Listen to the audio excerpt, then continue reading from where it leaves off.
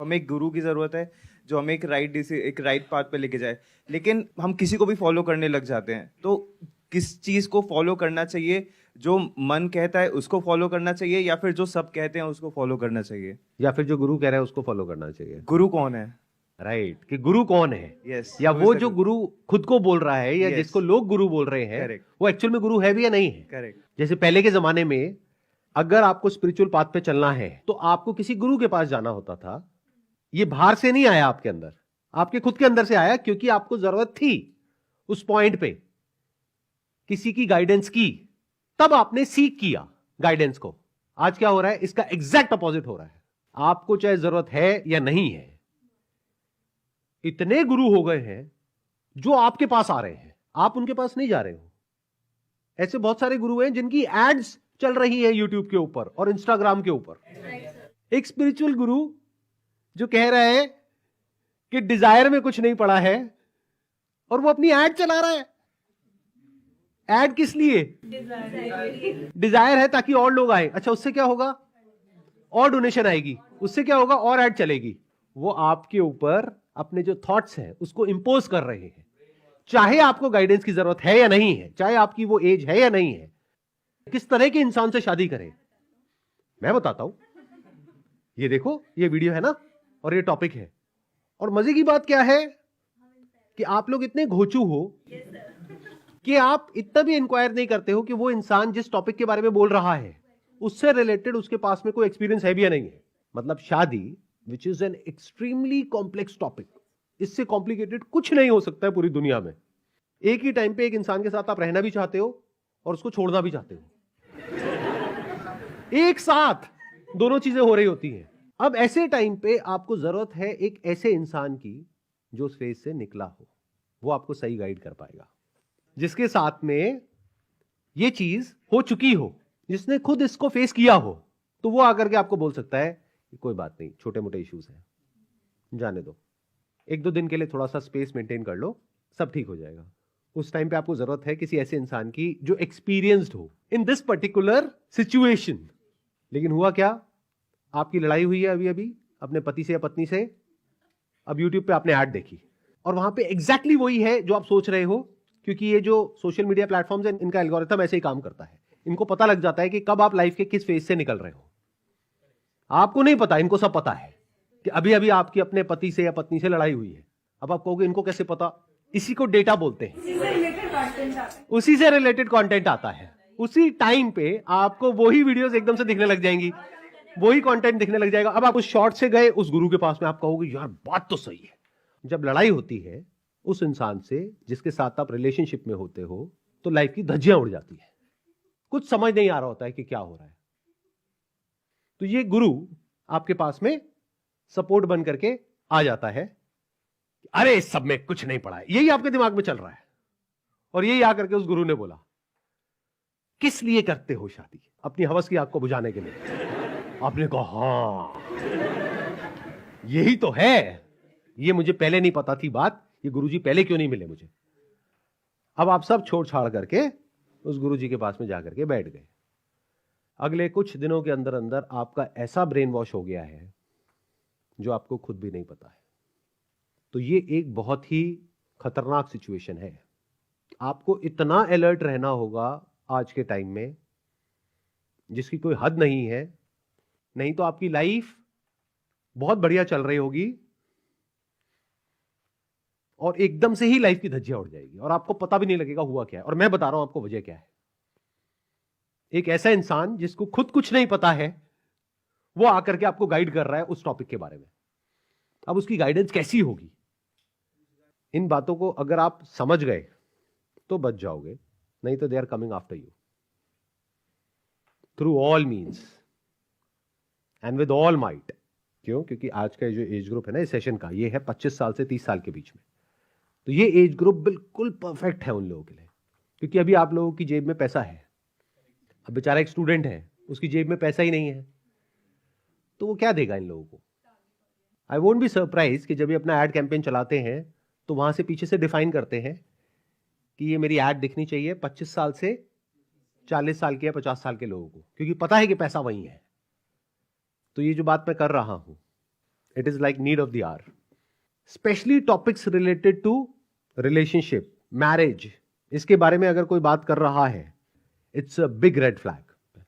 There are people on YouTube that I am aware of, I am sure आपको भी पता होगा, शादी की एक ऐसी इमेज बना रहे हैं आप लोगों के माइंड में जो बिल्कुल अनरियल है, इम्प्रैक्टिकल है, जो कहीं एग्जिस्ट ही नहीं करती है.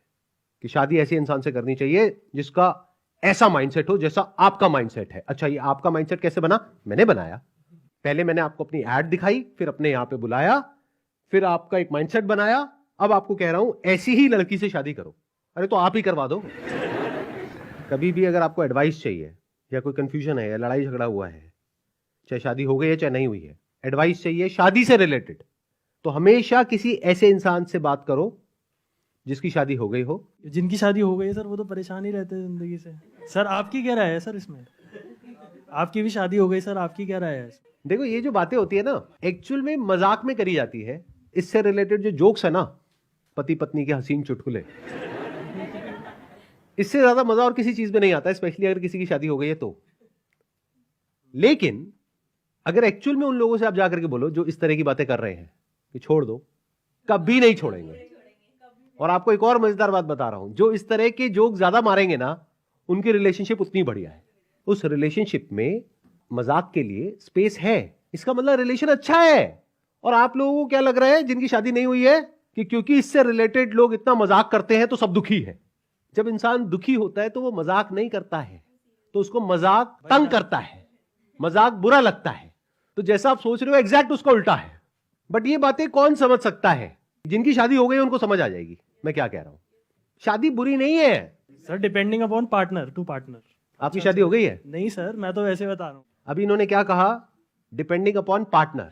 पार्टनर क्या होता है? पार्टनर तो एक इमेजिनेशन है जो आपके माइंड में है. और मजे की बात क्या है कि ये इमेजिनेशन दो तरीके से बनती है. एक है जो बॉलीवुड बनाता है आपके माइंड में कि सब कुछ बहुत अच्छा है, हम साथ साथ हैं, घर में आ रहे हैं, सास बहू साथ में मिल करके लूडो खेल रही है. तो एक एक्सट्रीम आपके माइंड में इमेजिनेशन क्या है जो बॉलीवुड ने बनाई है या मूवीज ने बनाई है, रोमांस की, प्यार मोहब्बत की, शादी की, इसकी उसकी, जो पूरी तरह से गलत नहीं है, but that is short lived. वो कुछ टाइम तक रहता है, उसके बाद में उसका जो पूरा स्ट्रक्चर है, उसका जो पूरा नेचर है, वो चेंज हो जाता है. जो मूवीज में डिपिक्ट कर पाना बहुत मुश्किल होता है, क्योंकि मूवीज में सब कुछ या तो ब्लैक में होता है या व्हाइट में होता है. ग्रे में दिखाना बड़ा मुश्किल है. आई एम नॉट श्योर आप में से कितने समझ पा रहे हैं कितने नहीं मैं क्या कह रहा हूं. मतलब यहाँ पे प्रॉब्लम क्या है, हम लोगों की प्रॉब्लम क्या है कि जैसी भी मूवीज हमने देखी है वहां पे ना बड़ा क्लियर एक फर्क होता है कि ये हीरो है, ये विलन है. हीरो है तो अच्छा है, विलन है तो बुरा है. जबकि एक्चुअल लाइफ में ऐसा नहीं होता है. एक्चुअल लाइफ में हर आदमी या हर औरत बीच में कहीं पर होता है, ग्रे एरिया में होता है. अच्छा भी होता है, बुरा भी होता है, हीरो भी होता है, विलन भी होता है, कभी अच्छा होता है, कभी बुरा होता है. तो एक्चुअल लाइफ कहां है? इन दोनों के बीच में है. शादी ना बहुत अच्छी है जैसे कि दिखा रहे हैं, ना बहुत बुरी है जैसा कि ये लोग दिखा रहे हैं जो दूसरे एक्सट्रीम में बैठे हैं, जो शादी के बारे में कुछ भी बकवास कर रहे हैं. और वो इस तरह की बातें कर रहे हैं जो अगर आपके माइंड में गई तो या तो आपकी शादी होगी ही नहीं, और अगर गलती से हो गई तो वो टिकेगी नहीं. क्योंकि वो क्या कर रहे हैं, आपके माइंड में शादी की एक ऐसी इमेजिनेशन बना रहे हैं जो एक्चुअल में कहीं एग्जिस्ट ही नहीं करती. वो इमेजिनेशन कहां है? उनके खुद के माइंड में है कि शादी और रिलेशनशिप, इस सब में कुछ नहीं पड़ा है जब तक कि आप ये नहीं कर लेते जो मैं कह रहा हूं. खुद को नहीं समझ लेते. What do you mean by that? खुद को नहीं जान लेते. उसके बाद किसी ऐसे को ढूंढो जिसके अंदर या तो ये डिजायर हो, जो खुद को जानना चाहती हो, या खुद को जान चुकी हो, उससे शादी करो. बिल्कुल बकवास. एक इमेजिनरी कहानी एक ऐसे इंसान की जिसको कुछ भी नहीं पता कि वो क्या बोल रहा है, और ऐसे इंसान को आप सुन रहे हो. इससे होगा क्या? आपकी पूरी लाइफ की धज्जियां उड़ जाएगी. तो अब आपको करना क्या चाहिए? बहुत अलर्ट होना पड़ेगा लाइफ में आज के टाइम में, क्योंकि अब वो टाइम गया कि आपको एक प्रॉब्लम है और आप सॉल्यूशन ढूंढने के लिए दुनिया में जा रहे हो. अब आपको चाहे प्रॉब्लम है या नहीं है, तो पहले एक आर्टिफिशियल प्रॉब्लम आपके लिए क्रिएट करेंगे आपके माइंड में, फिर आपको अपना सॉल्यूशन ऑफर करेंगे. और उस सॉल्यूशन को एक बार आपने एक्सेप्ट कर लिया तो उससे बड़ी कोई प्रॉब्लम ही नहीं है लाइफ में जिसका कोई सॉल्यूशन नहीं है. जैसे मेडिकल फील्ड में बोलते हैं कि वहम का कोई इलाज नहीं है, कोई दवाई नहीं है. किसी को वहम हो गया है कि मेरे को ये वाली बीमारी है, डॉक्टर कह रहा है नहीं है, नहीं है जी मुझे तो है। सो करना क्या है कि कभी भी आज के टाइम में किसी एक इंसान को फॉलो मत करो। वो इंसान चाहे कोई भी हो, चाहे मैं हूं, चाहे कोई भी है। अपनी लाइफ की अलग अलग प्रॉब्लम्स को आइडेंटिफाई करो डिपेंडिंग अपॉन कि अभी आपकी लाइफ की क्या स्टेज है। उसके अकॉर्डिंग उस टाइम पे देखो कि किस इंसान के पास में उस प्रॉब्लम का सॉल्यूशन है। उस पर्टिकुलर प्रॉब्लम के सॉल्यूशन के लिए उस इंसान के पास में जाओ, सॉल्यूशन निकालो, उसके बाद में टाटा बाय बाय।